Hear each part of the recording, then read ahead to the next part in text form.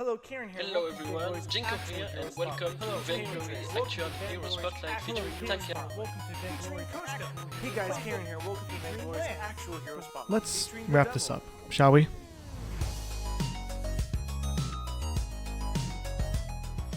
As I enter a new area in my life, I think it's finally time I step into a new area with my YouTube channel as well. I haven't done anything with it for a long period of time.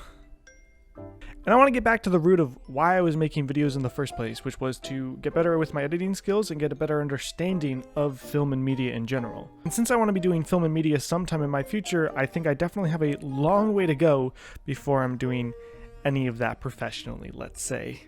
And like a real story, I think it should all end where it began. My 2 character analysis videos.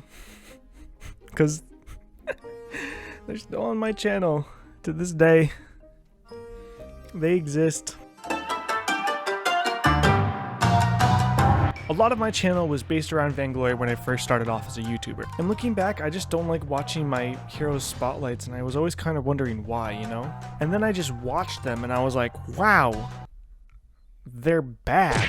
I love looking back on the Smash Bros videos I made because I can see the time and the effort I made while I was editing. I remember having fun not only recording the content, but I had fun like editing the content as well.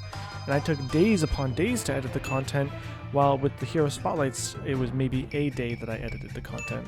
I saw a niche in the Vainglory community, and I wanted to fill it before I felt like my spot was taken. So I made the Hero Spotlights, and looking back, the quality was kind of all over the place. I would look back and I would see that the editing in one video would be really good, and then the editing in another video would be just not good at all. My Hero Spotlights were just plagued with inconsistency. And I think that all stemmed from the fact that I was trying to constantly be Magikarp Use Fly, or at least be as good as him. I never tried to take his jokes. At most I took his name, which is still something I'm not proud of, and I wish I had come up with a different name at the very beginning of what I was doing. And when I started seeing people started watching my content, I got excited, and it became more about getting bigger as a YouTuber than it became about making sure that the content was good and that I was actually learning how to edit better.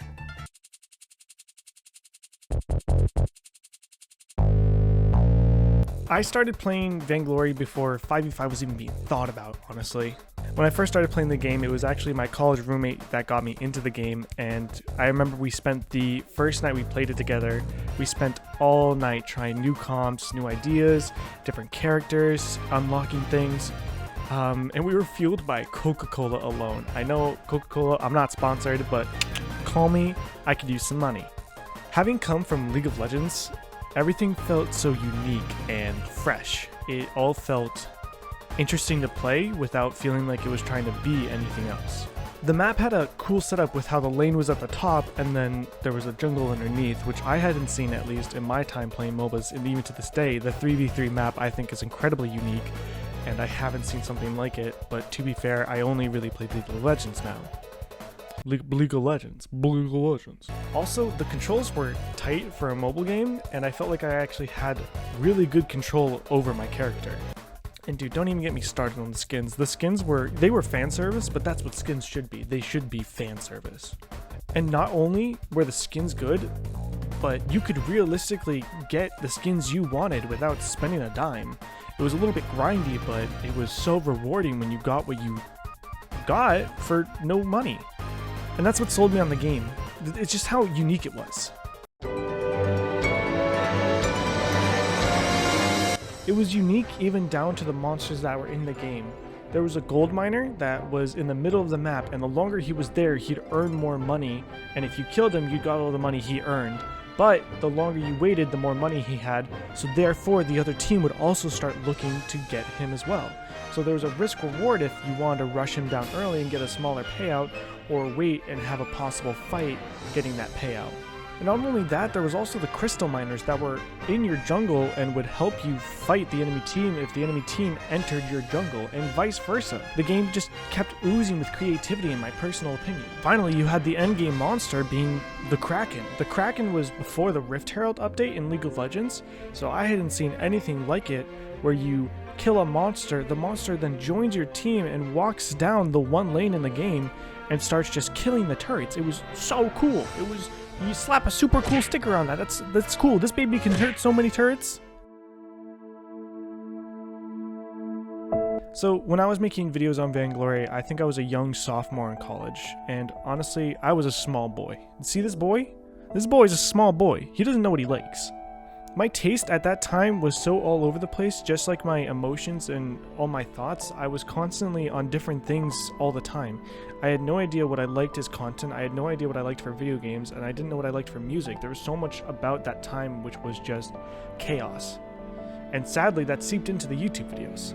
I made videos on Vainglory because that was what I was really into at the time, and when my friends moved away from Vainglory, I just kind of moved with them because I was done with Vainglory as well. And when I tried to make content for League of Legends, my level of quality did not fly in a community that had such creative and well-edited videos.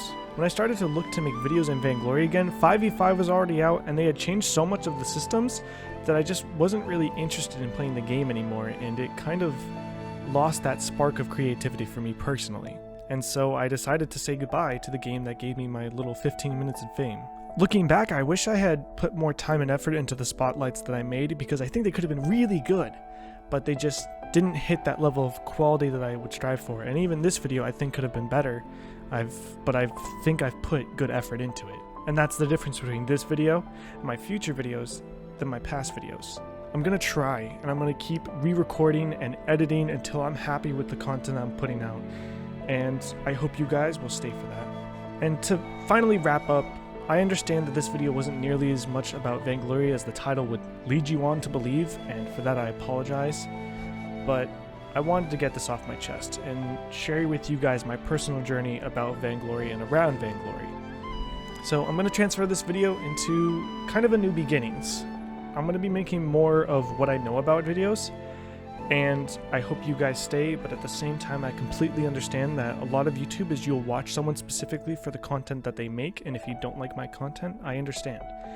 And for those of you that do stay, I appreciate it, but for those of you who don't, I understand, and I wish you guys the best of luck. So have a nice day, guys, and just remember to be happy, gamers. Peace.